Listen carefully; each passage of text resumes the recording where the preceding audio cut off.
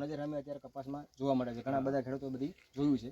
તો 25 મણ જેવું કપાસ તમારે આ વખતે વર પ્રમાણે આ વર્ષમાં મળે તો તમે શું કહેવા માગો છો? સારામાં સારું કહેવાય ને, આ વર્ષે કપાસનું 10 થી 12 મણના જ ઉતારા લગભગ જનરલ આવ્યા છે બીજા કપાસ, બીજી વેરાયટીમાં. બરાબર છે. તો આ વેરાયટી સારી ગણાય ને.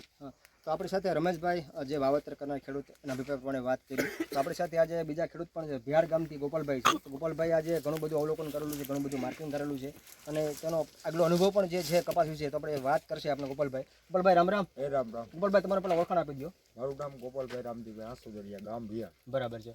તો ગોપાલભાઈ તમે આ ધર્માકોલ કપાસ વિશે તમે શું કહેવા માંગો છો? તમે આજે ઘણી ચક્કર મારી જોયું કપાસ જોયો, બરોબર છે.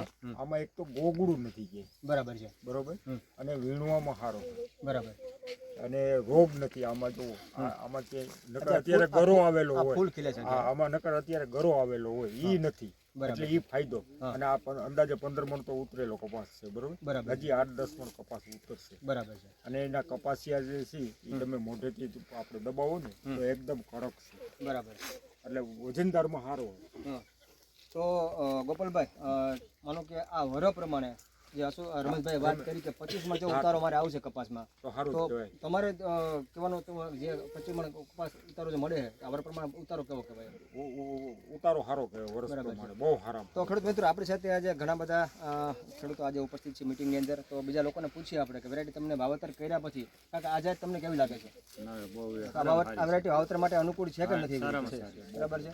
તો આજની તારીખ ખેડૂત મિત્ર વાત કરું તો 21/12/2025 ગામ કેરાડા, તાલુકો જિલ્લો જુનાગઢ. તો આજે લાઈવ પ્રત્યક્ષ જોઈ શકાય માટે આજે ઘણા બધા ખેડૂતો ઉપસ્થિત છે અને ધર્માકોલ કપાસ જોયો છે. અને બધા લોકોનું કહેવાનું એમ થાય છે ઘણા બધા કપાસના વાવેતરમાં અમારે 8-10 મણના મણકા આવ્યા છે અને ઘણા બધા કપાસ દિવાળી પછી સુકાઈ ગયા છે, સુકાઈ ગયા છે. દિવાળી પહેલાના કપાસ નીકળી ગયા, દિવાળી પછી કપાસ નીકળી ગયા છે. તો આજે આને પણ ઘણા બધા આજે આવરણો ટૂંકમાં નડતરૂપ થયા છે.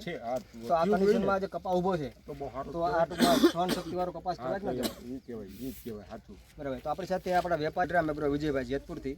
તો તેનું પોતાનું ગામ કેરાડા છે. પોતે આજે મિટિંગનું આયોજન કરેલું છે. મિટિંગમાં ઘણો બધો આજે સાથ સહકાર આપેલો છે. તો વિજયભાઈ તમે આ વેરાયટી વિશે તમે શું કહેવા માંગો? તમે તો ઘણા બધા પેકેટ ગામમાં વાવેતર કર્યા છે, બીજા ગામમાં પણ તમે પેકેટ આપેલા છે, ધર્માકોલના પ્લેટિનમ કપાસના વાવેતર કરાવડાવ્યા છે. તો તમે વેદાસીની વેરાયટી જે છે તમે શું કહેવા માંગો? ના, વેદાસીની વેરાયટી વાવવા લાયક છે. બરાબર છે. આપણે બાવા પીકડીયામાં પેટીનિયમ વાવ્યું, બરોબર. બરાબર. ત્યાંની એ આપણે મિટિંગ કરી તે પછી લગભગ 15 ખેડૂતે એમ કીધું કે ઓછા પિયતવાળું આવે તો એને શું છે વજનમાં આ તે હંધુય સારું છે, રોગ પ્રતિકારક શક્તિ સારી છે. એટલે પ્લેટિનિયમ ધર્માકોલ વાવ્યા જેવી વેરાયટી છે. બરાબર છે. તો આજની તારીખ ખેડૂત મિત્રો 21/12/2025 આજે પાક નિદર્શન લાઈવ પ્રત્યેક જોઈ શકાય એ માટે વેરાયટી આપણે ધર્માકોલ જોવા માટે આવ્યા છે. આભાર.